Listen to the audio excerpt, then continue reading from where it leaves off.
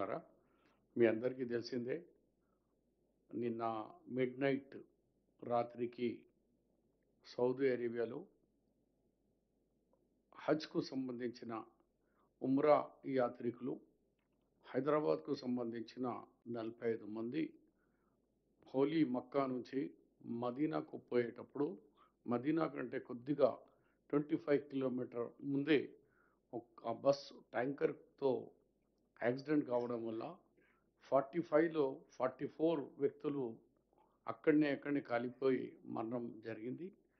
దాన్ని రాష్ట్ర ప్రభుత్వం గౌరవ ముఖ్యమంత్రి గారికి ఫస్ట్ ఈ సంఘటన రాగానే మా అందరి సోకు కూడా తెలిసి తెప్పి చనిపోయిన వాళ్ళ ఇంటికి వెళ్ళి వాళ్ళ అభిప్రాయాలు తెలుసుకొని మరి ఏ విధంగా అంత్యక్రియలు చేయాలో అక్కడ చేసుకుంటారా, ఇక్కడ చేసుకుంటారా, ఎట్లా చేసుకుంటారు ఆ విషయాలు మీరందరూ వెళ్ళి చేసుకొని వాళ్ళకు కూడా కాల్ ఇవ్వడం, వాళ్ళ కుటుంబ వ్యక్తులతో మాట్లాడిన తర్వాత ఎక్కువ మట్టుకు వాళ్ళందరూ కూడా ఆ పవిత్రమైన స్థలం ఉంది మదీనా కాబట్టి అక్కడిని చేస్తే మాకు బాగుంటుంది అన్నట్టు కూడా చాలామంది అనుకుంటున్నారు.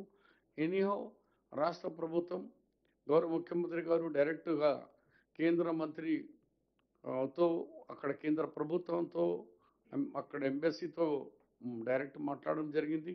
అలాగే మేము కూడా అక్కడున్న అంబాసిడర్‌తో కూడా మాట్లాడిన తర్వాత ఈరోజు అన్నగారు చెప్పినట్టు క్యాబినెట్ నిర్ణయంలో ఒక నిర్ణయం ఒకటేందంటే చనిపోయిన వ్యక్తులకు అందరిని కూడా 5 లాక్స్ రూపీస్ అష్‌గిరా అమౌంట్ ఇవ్వాలని రాష్ట్ర ప్రభుత్వం నిర్ణయం తీసుకుంది. 5 లాక్స్ ఒక్కొక్క వ్యక్తికి.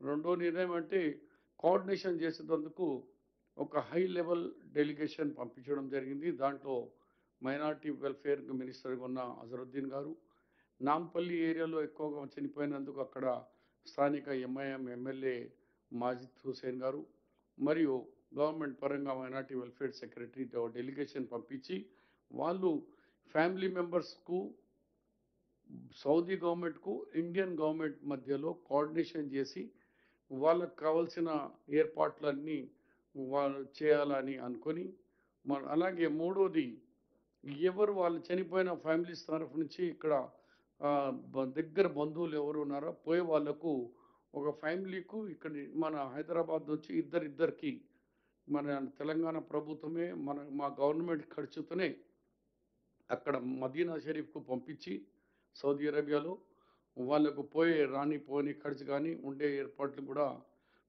గవర్నమెంటే తెలంగాణ గవర్నమెంట్ చేయాలని గౌరవ ముఖ్యమంత్రి రేవంత్ రెడ్డి గారి అధ్యక్షతలో క్యాబినెట్ ఈ నిర్ణయం తీసుకోవడం జరిగింది.